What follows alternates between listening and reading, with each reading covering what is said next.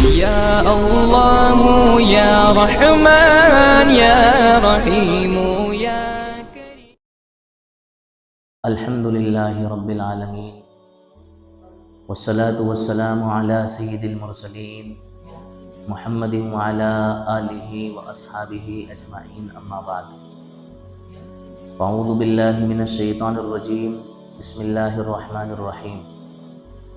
وأنكحوا الأيام منكم والصالحين من عبادكم وإمائكم إن يكونوا فقراء يغنهم الله من فضله والله واسع عليم. وعن عائشة رضي الله تعالى عنها قالت قال النبي صلى الله عليه وسلم إن أعظم النكاح بركة أيسره مؤنة أو كما قال عليه الصلاة والسلام. محترم سامعین کرام اور معزز حاضرین، گزشتہ چند جمعوں سے معاشرے کی فلاح و بہبود کے لیے حیا کتنا ضروری ہے اور اپنے معاشرے اور کلچر میں حیا کا پیدا کرنا کتنا اہم ہے، اس عنوان سے مسلسل گفتگو چل رہی ہے. گزشتہ جمعے ہم نے یہ بتلایا تھا کہ حیا کو برقرار رکھنے کا اور جنسی تسکین حاصل کرنے کا شریعت نے ایک ہی ذریعہ بنایا، وہ ہے نکاح. اس عنوان سے مفصل گفتگو آپ حضرات کے سامنے آئی اور اخیر میں ہم نے آپ سے یہ وعدہ کیا تھا کہ انشاءاللہ ہم آئندہ جمعے آپ سے اس عنوان پر گفتگو کریں گے کہ نکاح کو آسان کیسے بنائیں. اللہ تعالیٰ سے دعا کریں اللہ تعالیٰ مجھے صحیح کہنے کی اور ہم سب کو اس پر عمل کرنے کی توفیق نصیب فرمائیں. مذہب اسلام میں نکاح کو اتنی اہمیت دی گئی ہے کہ کسی اور مذہب میں اتنی اہمیت شادی اور بیاہ کو نہیں دی گئی. حالانکہ نکاح جو ہے، شادی جو ہے، تمام مذاہب میں رائج ہے، لیکن مذہب اسلام میں جس قدر نکاح والے سسٹم کو اور نکاح کے بندھن کو جتنا آسان بنایا گیا اور جتنے اس کے فضائل بتلائے گئے اور معاشرے میں اس کو جتنا اہم قرار دیا گیا، اتنا کسی اور مذہب میں نہیں اس کی اہمیت کو بیان کیا گیا. میں نے آپ حضرات کے سامنے ایک آیت پڑھی ہے وَأَنكِحُوا الْأَيَامَ مِنْكُمْ وَالصَّالِحِينَ مِنْ عِبَادِكُمْ وَإِمَائِكُمْ. اس کے اندر اللہ تبارک و تعالیٰ فرما رہے ہیں کہ تم میں سے جو لوگ مجرد ہیں، مجرد یعنی اکیلے ہیں، ان کے نکاح کر دو. دیکھیں یہ مذہب اسلام کا ایک امتیاز ہے اور خصوصیت ہے کہ مذہب اسلام اپنے ماننے والوں کو جگہ جگہ پر گائیڈ کرتا ہے ان کی زندگی کے لحاظ سے. جس ٹاپک پر ہماری گفتگو چل رہی ہے اس کا اگر ہم معائنہ کریں تو مذہب اسلام کے علاوہ دوسرے مذاہب میں اگر ہم عیسائیت کی بات کر لیں، جیسا کہ گزشتہ جمعوں کے اندر اس کی بات ہوئی ہے، تو عیسائیت کے اندر شادی کو اور نکاح کو کوئی خاص اہمیت نہیں دی گئی اور بھی دیگر مذاہب میں، بلکہ اس کو ترقی کے اندر رکاوٹ مانا ہے. کیا مانا ہے؟ رکاوٹ. اور اس کو بندگی کے خلاف سمجھا ہے کہ بھئی انسان جب شادی کے جھمیلوں میں الجھ جائے گا تو اللہ تعالیٰ کا قرب کیسے حاصل کرے گا؟ وہ تو ساری پریشانیوں میں مبتلا ہو جائے گا. کس طرح کی پریشانیوں میں؟ کہ بھئی مجھے کمانا ہے، گھر کے اخراجات پورے کرنا ہے، بیوی بچوں کی ضرورتوں کو پورا کرنا ہے. تو ان سارے جھمیلوں میں الجھ کر کے اس کو جو ترقی کرنا چاہیے اور اللہ تعالیٰ کا جو قرب حاصل کرنا چاہیے وہ قرب اس کو حاصل نہیں ہو پاتا ہے. دیکھیں آپ دوسرے مذاہب میں جو جوگی کہلاتے ہیں وہ، اور جو سنت کہلاتے ہیں وہ، اور عیسائیوں میں جو پادری اور رہبانیت اختیار کرنے والے لوگ کہلاتے ہیں وہ، ان کا یہی ماننا ہے کہ بھائی ہم اللہ تعالیٰ کو اس وقت حاصل کر سکتے ہیں اور اللہ تعالیٰ کے قریب اس وقت پہنچ سکتے ہیں جبکہ ہم اس دیواجی زندگی سے اپنے آپ کو کیا کر لیں، الگ تھلگ کر لیں۔ تو بعض مذاہب کا یہ عقیدہ اور بعض مذاہب کا یہ نظریہ ہے، اور بعض لوگ وہ ہیں جو کہ اس کے اندر بالکل کھلی آزادی دے دیتے ہیں، کسی طرح کی کوئی پابندی نہیں، بھئی آپ آزاد ہیں، اپنی آزادی کا فائدہ اٹھاتے ہوئے جس طرح سے چاہیں آپ جنسی تسکین حاصل کریں، اپنی پیاس کو بجھائیں۔ کسی بھی انسان کو صرف اس کی بیوی کے ساتھ میں باندھ دینا یا کسی بھی عورت کو اس کے شوہر کے ساتھ خاص کر دینا، یہ ان کی آزادی کے خلاف سمجھا جاتا ہے۔ بھئی ہم آزاد ہیں، ہمارا جہاں دل چاہے، جس سے ہماری مرضی مل جائے، جس سے ہمارا معاملہ سیٹ ہو جائے، اس کے ساتھ ہم اپنی جنسی تسکین پوری کریں۔ اسلام نے ہمیں اتنا آزاد بھی نہیں چھوڑا، نہ تو مکمل پابندی لگائی کہ آپ جو ہے نکاح سے بالکل کٹ جاؤ، اور نہ ہی اسلام نے ہمیں اتنا آزاد چھوڑا کہ کتے بلی کی طرح جہاں چاہو وہاں منہ مارتے پھرو، بلکہ ہمیں ایک نظام دیا، اس نظام کے تحت ہمیں زندگی گزارنے کا سلیقہ اور ڈھنگ سکھلایا۔ امہات المؤمنین میں سے ایک خاتون کے پاس جو ہماری ماں ہیں اہل اسلام کی، کچھ صحابی اللہ کے رسول صلی اللہ علیہ وسلم کے معمولات پوچھنے کے سلسلے میں آئے اور پوچھا کہ بھئی اللہ کے رسول صلی اللہ علیہ وسلم کے معمولات زندگی کیا ہیں؟ آپ کتنی عبادت کرتے ہیں، کتنا جاگتے ہیں، کتنا سوتے ہیں، کتنا اللہ تبارک و تعالیٰ کو یاد کرتے ہیں؟ جب انہوں نے اللہ کے رسول صلی اللہ علیہ وسلم کی زندگی کے متعلق سنا تو اس کو تھوڑا کم سمجھا اور یہ تصور کیا کہ بھئی ہمارا مقابلہ اللہ کے رسول سے کیا؟ بھئی اللہ کے رسول تو بخشے بخشائے ہیں، اگر خدا نہ خواستہ آپ کے کوئی گناہ ہوں جو کہ ہے نہیں تو اللہ تعالیٰ نے اگلے اور پچھلے سارے گناہوں کو کیا کر دیا؟ معاف کر دیا۔ تو ان تین لوگوں میں سے ایک شخص نے یہ ظاہر کیا کہ بھئی میں جو ہے نا اب رات میں کبھی بھی نہیں سوؤں گا، بلکہ رات بھر کیا کروں گا؟ عبادت کروں گا۔ اور دوسرے نے یہ کہا کہ میں دن میں کبھی بھی بغیر روزے کے نہیں رکھوں گا، بلکہ زندگی بھر کیا رکھوں گا؟ روزے رکھوں گا۔ اور تیسرے نے کہا کہ میں زندگی میں کبھی شادی اور نکاح ہی نہیں کروں گا، بلکہ بغیر نکاح کی زندگی گزاروں گا اور ساری زندگی اللہ کے لیے وقف کر دوں گا۔ جب اللہ کے رسول صلی اللہ علیہ وسلم کو ان تینوں حضرات کا یہ حال معلوم ہوا، آپ صلی اللہ علیہ وسلم نے ان کو کہا کہ نہیں، ایسا نہیں ہے، بلکہ میں تم میں سب سے زیادہ اللہ تعالیٰ سے ڈرنے والا ہوں اور تم میں سب سے زیادہ تقوی اختیار کرنے والا ہوں۔ اس کے باوجود میں رات میں اللہ تعالیٰ کی عبادت بھی کرتا ہوں اور سوتا بھی ہوں، آرام بھی کرتا ہوں، اور میں کبھی روزہ رکھتا بھی ہوں اور کبھی روزہ چھوڑتا بھی ہوں، یعنی پابندی سے روزے نہیں رکھتا جس طرح کی تم نے بات کی ہے، اور میں نکاح اور شادی بھی کرتا ہوں، میری بیویاں بھی ہیں۔ اللہ کے رسول صلی اللہ علیہ وسلم نے اس تعلیم کے ذریعے یہ بتلایا کہ یہ اسلام کی منشا کے خلاف ہے کہ تم اپنے آپ کو بالکل کیا کر لو؟ یک طرفہ فارغ کر لو اور دنیا سے بالکل ایک دم کیا ہو جاؤ؟ کٹ جاؤ۔ لہٰذا پتہ یہ چلا کہ ہمیں شریعت مطہرہ نے اور اسلام نے ہر جگہ پر گائیڈ کیا ہے اور ہماری رہبری کی ہے کہ ہمیں زندگی کیسے گزارنا ہے۔ تو میں نے آپ حضرات کے سامنے ایک آیت پڑھی، وَأَنكِحُوا الْأَيَامَ مِنكُمْ وَالصَّالِحِينَ مِنْ عِبَادِكُمْ وَإِمَائِكُمْ إِنْ يَكُونُوا فُقَرَاءَ يُغْنِهِمُ اللَّهُ مِنْ فَضْلِهِ۔ واضح الفاظ میں اللہ تعالیٰ نے فرما دیا کہ تم میں جو بے نکاح ہیں، دیکھو یہ ایامہ ہے نا، ایامہ یہ جمع ہے، اس کا واحد آتا ایم، اس کے معنی آتے ہیں ایسا شخص جو کہ تنہا ہے، جس کی شادی نہ ہوئی ہو، وہ لڑکا بھی ہو سکتا ہے اور لڑکی بھی ہو سکتی ہے، اور وہ شادی شدہ مرد بھی ہو سکتا ہے اور عورت بھی ہو سکتی ہے جس کو طلاق ہو گئی ہو یا جس کی بیوی کا انتقال ہو گیا ہو یا جس کے شوہر کا انتقال ہو گیا ہو، یعنی کہ جو ازدواجی تعلق کے اندر جڑا ہوا نہیں ہے، شادی شدہ نہیں ہے، اس کو یہ خطاب ہے وَأَنكِحُوا الْأَيَامَ مِنكُمْ، کہ تم میں جو بے شادی شدہ ہیں، غیر شادی شدہ ہیں، ان کا کیا کر دو؟ تم نکاح کر دو۔ اس کے اندر اللہ تبارک و تعالیٰ نے ہمیں تعلیم دی، ان کو ویسے ہی نہیں چھوڑو بلکہ ان کا کیا کر دو؟ نکاح کر دو۔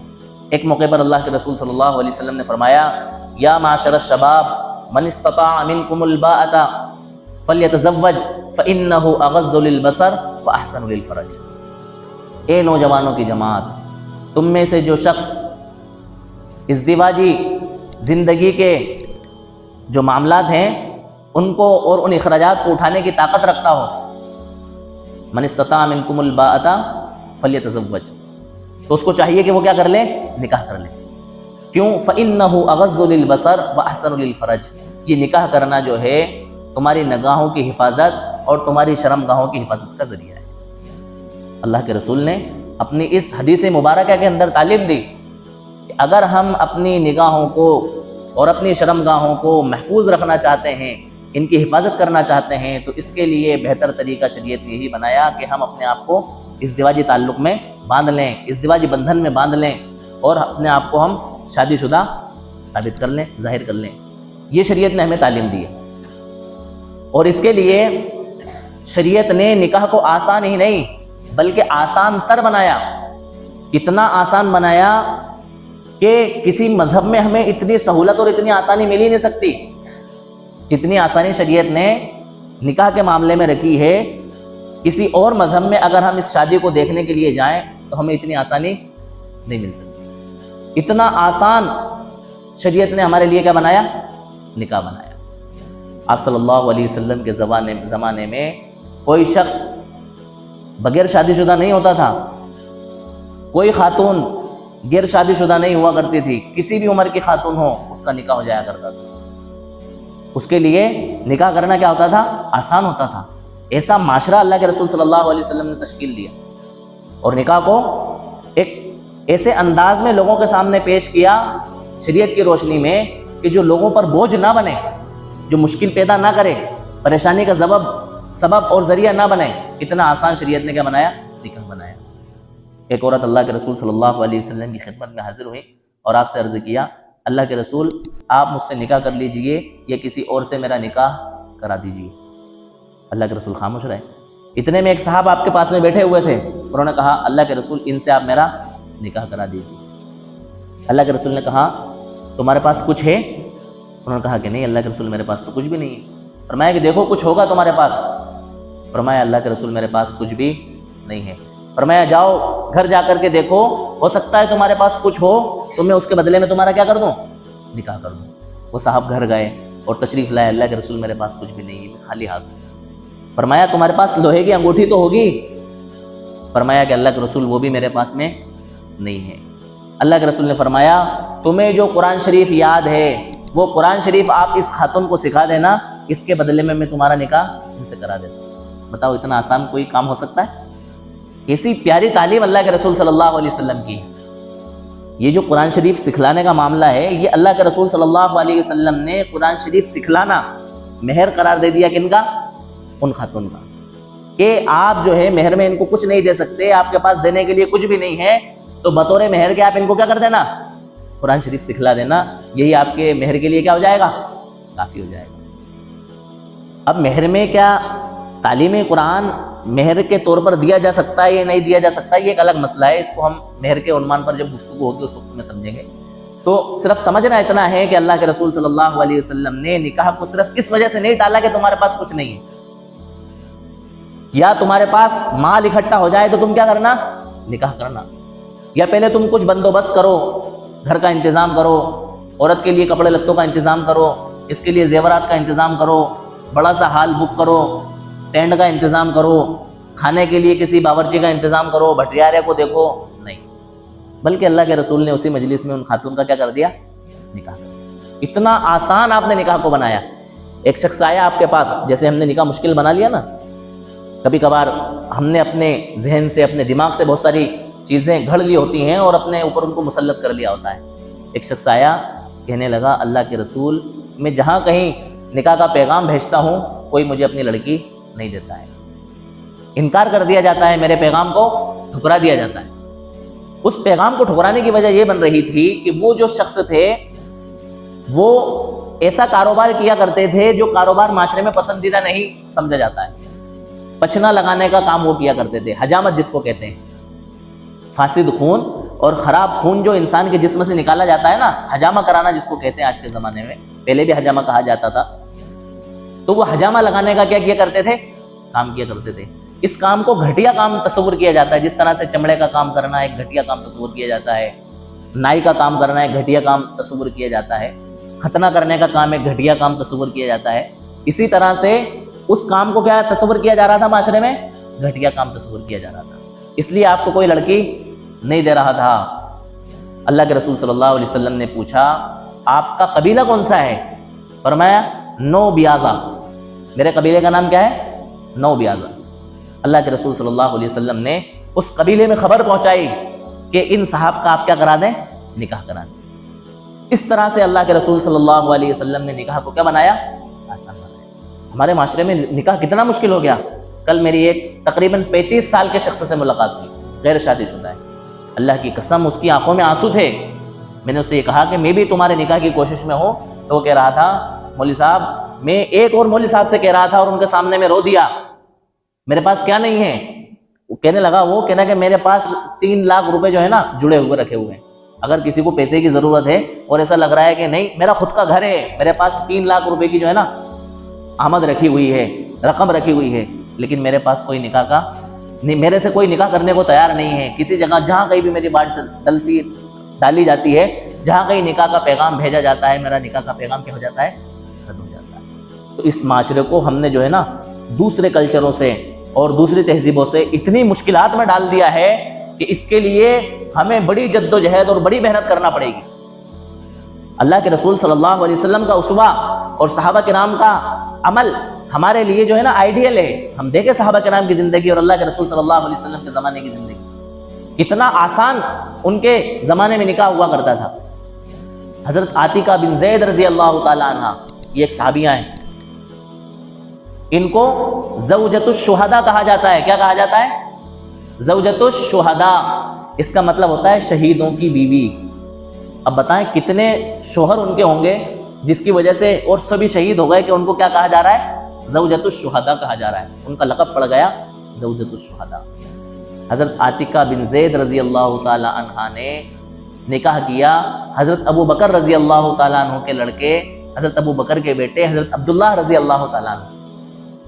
جب وہ شہید ہو گئے تو ان کی شہادت کے بعد ان سے حضرت عاتقہ سے کس نے نکاح کر لیا؟ حضرت زید بن خطاب رضی اللہ تعالیٰ عنہ نے۔ پھر کسی موقع پر حضرت زید بن خطاب رضی اللہ تعالیٰ عنہ شہید ہو گئے تو ان سے نکاح کر لیا حضرت عمر فاروق رضی اللہ تعالیٰ عنہ نے۔ پھر حضرت عمر فاروق رضی اللہ تعالیٰ عنہ شہید ہو گئے تو ان کی شہادت کے بعد ان سے نکاح کر لیا حضرت حسن بن علی رضی اللہ تعالیٰ عنہ نے۔ کس نے نکاح کر لیا؟ حضرت حسن بن علی رضی اللہ تعالیٰ عنہ۔ اس اعتبار سے ان کو کیا کہا جاتا ہے؟ زوجۃ الشہداء کہا جاتا ہے۔ تو صحابیات کا ایسا دور تھا، اللہ کے رسول صلی اللہ علیہ وسلم کا زمانہ، کہ وہاں کوئی خاتون جو ہے نا ایسی نہیں رہا کرتی تھی، بغیر نکاح نہیں رہا کرتی تھی۔ حضرت فاطمہ بنت قیس رضی اللہ تعالیٰ عنہ بڑی مشہور صحابیہ ہیں۔ ان کے بارے میں یہ آتا ہے کہ جب کے شوہر نے ان کو طلاق دے دی اور طلاق کے بعد جب ان کی عدت گزر گئی تو عدت گزرتے ہی ان کے پاس 3 رشتے آئے۔ کتنے رشتے آئے؟ 3 رشتے۔ انہوں نے اللہ کے رسول صلی اللہ علیہ وسلم سے مشورہ کیا، اللہ کے رسول فلاں فلاں جگہ سے میرے پاس رشتے آ رہے ہیں، میں کہاں پر نکاح کروں؟ اللہ کے رسول نے فرمایا میری رائے یہ ہے کہ تم اسامہ بن زید سے نکاح کر لو۔ کس سے نکاح کر لو؟ اسامہ بن زید سے۔ اللہ کے رسول کے مشورے سے آپ نے اسامہ بن زید سے نکاح کر لیا۔ فرماتی ہیں کہ میرے نکاح میں بڑی برکت ہوئی، بڑی برکتیں میں نے اپنی آنکھوں سے دیکھی۔ میں نے اللہ کے رسول صلی اللہ علیہ وسلم کے مشورے کے بعد کس سے نکاح کیا؟ اسامہ بن زید سے۔ بتانے کی بات یہ ہے کہ اسامہ بن زید بہت کم عمر کے شخص تھے اور حضرت فاطمہ بنت قیس بڑی عمر کی خاتون تھی،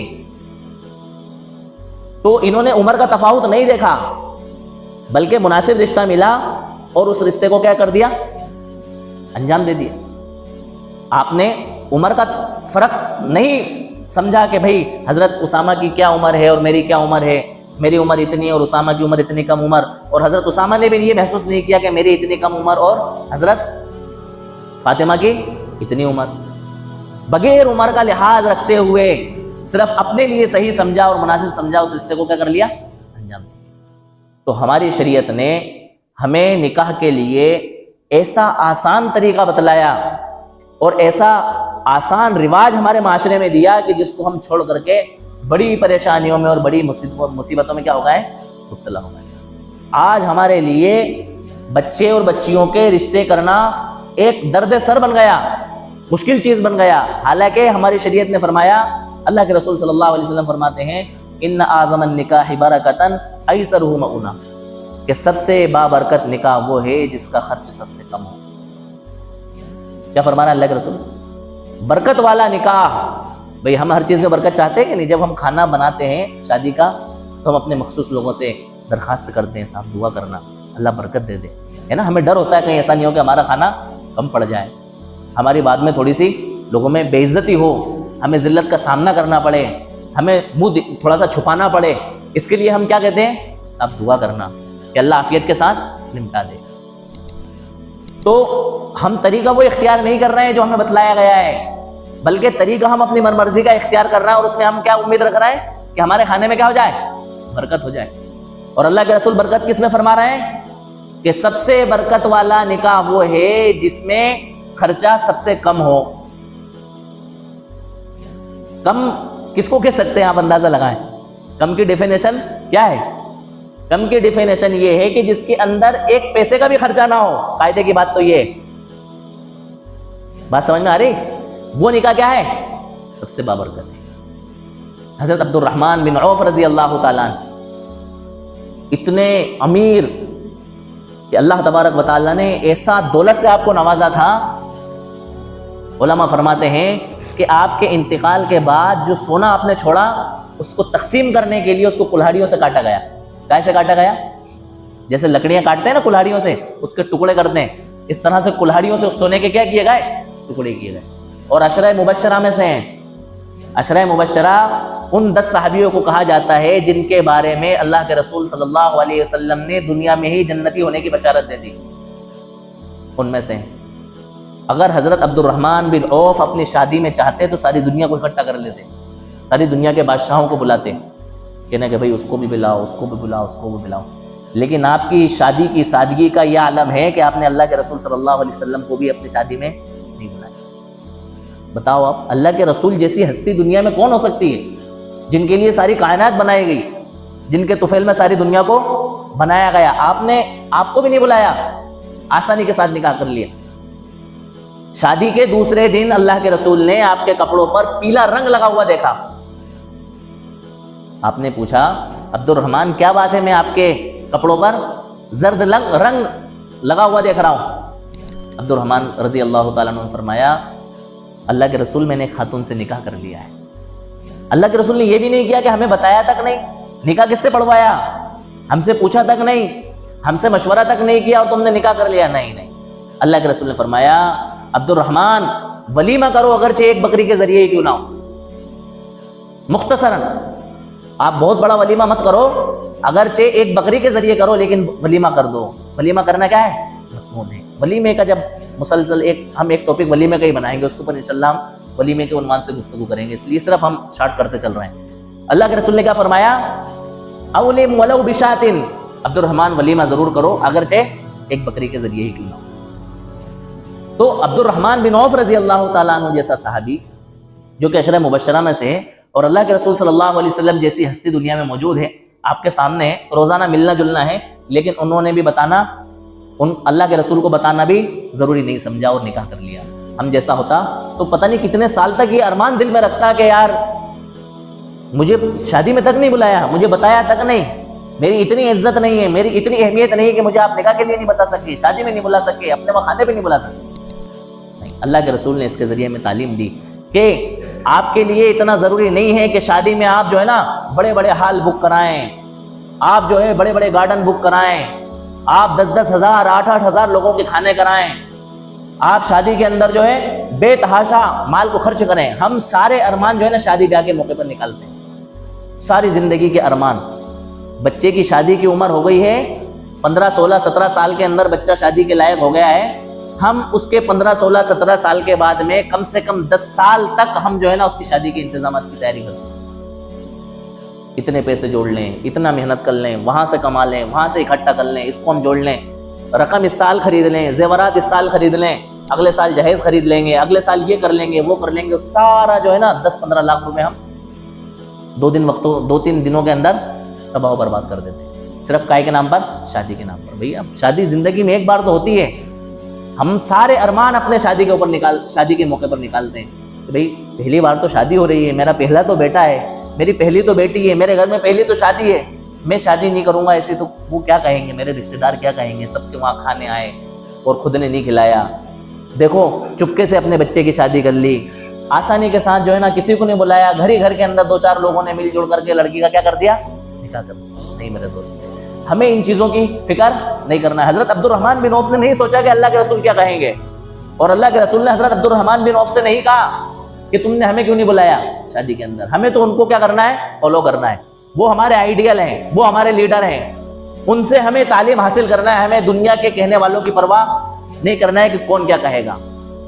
ہمیں تو یہ دیکھنا ہے کہ ہماری جیب کتنا ساتھ دے رہی ہے. ہم اتنے ارمان شادیوں کے موقع پر نکالتے ہیں کہ اس کے لیے اگر ہمیں سود پر قرض لینا پڑے تو ہم اس سے بھی پیچھے نہیں ہٹتے. چند منٹوں کی واہوائی کے لیے لوگ یہ کہیں گے فلاں صاحب نے یار کھانا جو ہے نا بہت شاندار کیا, 5 آئٹم ان کے کھانے کے اندر تھے, گارڈن بہت شاندار بک کروایا, اس کا جو ڈیکوریشن تھا نا وہ بڑا شاندار تھا یار, پتہ نہیں کہاں سے بلایا تھا انہوں نے, اندور سے بلائے تھے ڈیکوریشن کرنے والوں. وہ کھانا بنانے والے پتہ نہیں کہاں سے آئے تھے یار, بڑا لذیذ کھانا ان کے وہ بنا تھا. صرف یہ چند جملے سننے کے لیے ہم اپنی زندگی بھر کی پونجی کو جو ہے نا تباہ و برباد کر دیتے ہیں, اور پھر آئندہ کے لیے ہم اپنی موت تک ان قرضوں کو چکاتے رہتے ہیں. میرے دوستوں, ہمیں کوشش تو یہ کریں کہ ہم سادگی کے ساتھ نکاح کریں, لیکن ٹھیک ہے ایک دم سے ہم بریک نہیں لگا سکتے, ایک دم سے پابندی نہیں لگا سکتے, ایک دم سے اتنا فوکس نہیں کر سکتے جتنا سمجھایا جا رہا ہے. تو ہم اپنی جیب پر نظر رکھیں. گیپ پر نظر نہیں رکھنا, یہاں پر کہاں پر رکھنا ہے, شادی کے معاملے میں گیپ پر نظر نہیں, بلکہ کہاں پر نظر رکھنا ہے, جیب پر نظر رکھنا ہے. میری جیب کتنی اجازت دے رہی ہے بغیر کسی مشقت کے, بغیر قرض لیے ہوئے, بغیر تنگی کے اندر مبتلا ہوئے, اس کے حساب سے ہم کیا کر لیں, خرچہ کر لیں. حضرت جابر رضی اللہ تعالیٰ یہ اللہ کے رسول صلی اللہ علیہ وسلم کے جو ہے نا بڑے چہیتے اور بڑے لاڈلے صحابی ہیں. انہوں نے خاتون سے نکاح کر لیا. اللہ کے رسول صلی اللہ علیہ وسلم سے ذکر کیا, اللہ کے رسول میں نے خاتون سے نکاح کر لیا. اللہ کے رسول نے فرمایا کنواری سے کیا یا بیوہ سے کیا؟ فرمایا اللہ کے رسول میری 5-6 چھوٹی چھوٹی بہنیں ہیں, تو میں نے ایک بیوہ خاتون سے عمر دراز عورت سے نکاح کیا ہے تاکہ وہ ان کی کیا کر سکے, پرورش کر سکے, ان کا لحاظ رکھ سکے, ان کا دھیان رکھ سکے, ان کی دیکھ بھال کر سکے. اللہ کے رسول نے ان کے نکاح کی برکت کی دعائیں کی. اللہ کے رسول صلی اللہ علیہ وسلم نے ان کو برکت کی دعائیں دی. حضرت جابر رضی اللہ تعالیٰ عنہ نے اللہ کے رسول صلی اللہ علیہ وسلم سے مشورہ نہیں کیا کہ اللہ کے رسول مجھے نکاح کرنا ہے, آپ بتائیں کیا کروں. اللہ کے رسول نے بعد میں جب پوچھا تو اللہ کے رسول سے بتلایا کہ اللہ کے رسول میں نے ایک خاتون سے کیا کر لیا ہے, نکاح کر لیا ہے. ان صحابہ کے واقعات سے ہمیں یہ سبق ملتا ہے اور یہ روشنی ملتی ہے کہ ہمیں اپنے نکاحوں کو کیا کرنا چاہیے, کتنا آسان بنانا چاہیے اور کتنا سادہ بنانا چاہیے. ہماری شریعت کی منشا نکاح کے متعلق کیا ہے, ہماری شریعت جو ہے نکاح کے معاملے میں کیا چاہتی ہے, اللہ کے رسول صلی اللہ علیہ وسلم کی تعلیمات اور اللہ کے رسول کا اسوہ اس کے اندر کیا ہے, صحابہ کرام کا عمل اس کے اندر کیا ہے, وہ ہمیں دیکھ کر کے اپنے شادی بیاہ کے کاموں کو انجام دینا چاہیے. ایسا نہیں ہے کہ ہم جیسا چاہیں دھڑلے سے خرچ کر دیں, جیسا چاہیں بے تحاشا پانی کی طرح ہم پیسوں کو بہا دیں. اس طرح سے ہمیں اپنے آپ کو مصیبت اور پریشانی کے اندر نہیں ڈالنا چاہیے, بلکہ ہمیں اپنی آمد کے لحاظ سے اور اپنی ضرورت کے لحاظ سے کہ جتنا ہماری آمد ہے اور جتنے اخراجات ہم آسانی کے ساتھ میں پورے کر سکتے ہیں, ان اخراجات کو ہمیں کیا کرنا چاہیے, انجام دے لینا چاہیے. ایک دم ہم نہیں روک سکتے, جیسا کہ میں نے ابھی بتلایا, تو ہم اپنی سہولت کے لحاظ سے مختصر کریں, اس کو کیا کریں, مختصر کریں. رواج دیں, ہم کوئی ایک گھر سے ہم شروعات کریں, کسی ایک گھرانے سے ہم شروعات کریں, جہاں کہیں ہمارے لڑکے کا رشتہ طے ہو رہا ہو, ہم وہاں پہلے سے یہ کہلوا دیں صاحب ہم جو ہے اب اس شادی بیاہ کی مصیبت کو آسان بنانا چاہتے ہیں. کیا کرنا چاہتے ہیں, آسان بنانا چاہتے ہیں. اور ہم آپ کے وہاں باراتی نہیں لائیں گے. دیکھو یہ بارات کا کلچر ہمارا کلچر نہیں ہے.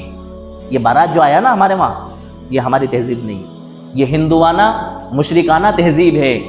ہندوؤں سے چل کر کے یہ تہذیب ہمارے معاشرے کے اندر کیا ہوئی ہے. ہم کیا کہتے ہیں, بھیا ہمیں آپ سے کچھ نہیں چاہیے, ہمارے ساتھ جو مہمان ہمارے آ رہے ہیں باراتی بن کر کے, بس ان کی اچھی خاطر داری آپ کو کرنا ہے, ان کا دھیان آپ کو رکھنا ہے. بڑی بے غیرتی کی بات ہے. مہمان ہمارے اور بوجھ ہم کس کے اوپر ڈال رہے ہیں, لڑکی والوں کے اوپر. بھئی باراتی ہمارے ہیں, مہمان ہمارے ہیں, تو خرچہ بھی کس کا ہونا چاہیے, ہمارا ہونا چاہیے. لیکن ہم یہ بوجھ کس کے اوپر ڈال رہے ہیں, لڑکی کے اوپر ڈال رہے ہیں. ہم پہلے سے منع کر دیں کہ نہیں صاحب ہم بارات لے کر کے نہیں آئیں گے, آپ اتنا جھمیلا مت کرنا. آپ دیکھو میں یہ بات قسم کھا کر کے کہہ سکتا ہوں، اگر ہم لڑکے والے ہونے کی حیثیت سے لڑکی والوں کو اگر سمجھائیں اور ان کا بوجھ اگر ہلکا کرنا چاہیں تو ان کو پاگل کتے نے کاٹا ہے کہ وہ یہ سب کریں گے؟ آپ کو پریشر دیں گے کہ نہیں صاحب آپ تو 5 بس لے کر کے آنا، 10 بس لے کر کے آنا، اتنی کار لے کر کے آنا اور اتنے سارے جھمیلے کرنا؟ وہ پاگل ہیں کیا؟ وہ ہنسی خوشی سے اس بات کو قبول کر لیں گے۔ ہو سکتا ہے شرما حضوری میں 1-2 مرتبہ آپ سے اس طرح کی ڈسکس کریں، لیکن جب آپ ان کو اللہ کے رسول صلی اللہ علیہ وسلم کے اسوہ کا اور صحابہ کرام کے عمل کا حوالہ دے کر کے یہ بات کہیں گے تو مجھے امید ہے کہ وہ کیا کر لیں گے؟ مان لیں گے۔ ان سے کہیں کہ نہیں صاحب ہم جو ہے چند ایک لوگ آئیں گے، مسجد کے اندر نکاح ہوگا، ہم زیادہ جھمیلہ نہیں کریں گے، ہم جو ہے نا آپ کو پریشانی میں اور مصیبت میں ڈالنا نہیں چاہتے ہیں۔ آپ نے اپنی بیٹی ہمیں دے دی، اس سے بڑی نعمت ہمیں اور کچھ نہیں چاہیے، اس سے بڑا تحفہ ہمیں کچھ نہیں چاہیے۔ آپ نے اپنے خون اور پسینے سے سینچا ہوا باغ ہمارے حوالے کر دیا، آپ کے محبت اور ارمان، آپ کے آغوش میں پلی اور بڑی بیٹی کو آپ نے ہمارے حوالے کر دیا، اس سے بڑی نعمت ہمارے لیے کچھ نہیں ہے۔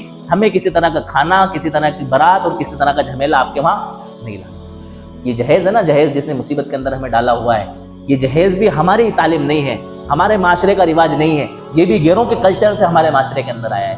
جہیز کے اندر عربی میں کوئی لفظ نہیں ملتا ہے۔ عربی اتنی وسیع تر زبان ہے کہ ایک ایک چیز کے لیے ہزاروں لفظ آپ کو مل جائیں گے۔ میں نے بتایا تھا نا کہ شراب کے لیے 200 لفظ استعمال ہوتے ہیں، کائے کے لیے؟ صرف شراب کے لیے۔ اونٹ کے لیے جہاں تک میری تحقیق ہے اور میرا علم ہے، اونٹ اور اونٹنی کے لیے 8 طرح کے لفظ استعمال ہوتے ہیں الگ الگ۔ اتنی وسیع زبان ہے، لیکن جہیز کا کوئی لفظ عربی زبان کے اندر ہے ہی نہیں۔ کیوں نہیں ہے؟ اس لیے نہیں ہے کہ وہاں جہیز کا کوئی تصور ہی نہیں تھا۔ اور جو یہ بات کہی جاتی ہے نا کہ حضرت فاطمہ رضی اللہ تعالیٰ عنہ کو اللہ کے رسول صلی اللہ علیہ وسلم نے یہ دیا، وہ دیا، جہیز دیا، یہ سب فالتو کی بیکار کی باتیں۔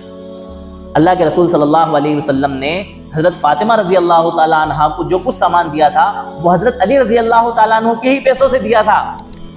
میں سمجھا دوں اس بات کو آپ کو اور بات ختم کر رہا ہوں۔ حضرت علی رضی اللہ تعالیٰ عنہ بچپن ہی سے کس کی پرورش میں تھے؟ اللہ کے رسول صلی اللہ علیہ وسلم۔ آپ کے پاس کچھ تھا نہیں، ٹھیک ہے؟ آپ صلی اللہ علیہ وسلم نے جب ان سے کہا کہ بھئی آپ اپنے گھر کی ضرورت کے سامان اکٹھا کریں تو کہا کہ اللہ کے رسول میرے پاس تو کچھ ہے نہیں۔ آپ نے فرمایا کہ آپ کے پاس جو زرہ ہے نا یہ زرہ بیچ کر کے آ جاؤ۔ جب وہ زرہ بیچی تو اس زرہ کے جو پیسے ملے اس پیسوں کے ذریعے اللہ کے رسول نے حضرت فاطمہ رضی اللہ تعالیٰ عنہ کا مہر ادا کرایا اور اس کے ذریعے ہی جو گھریلو ضرورت کے سامان ہوتے ہیں نا، ساز و سامان، ان سامان کا انتظام فرمایا۔ آپ صلی اللہ علیہ وسلم نے اپنی جیب سے یا اپنے خرچے سے حضرت فاطمہ کو کچھ نہیں دیا۔ اگر اللہ کے رسول حضرت فاطمہ کو جہیز دیتے تو آپ کی 3 بیٹیاں اور بھی تو تھیں، حضرت زینب رضی اللہ تعالیٰ عنہ، حضرت رقیہ رضی اللہ تعالیٰ عنہ، حضرت ام کلثوم رضی اللہ تعالیٰ عنہ۔ ان کا کہیں تذکرہ ملتا ہے کہ ان کو اللہ کے رسول نے جہیز دیا؟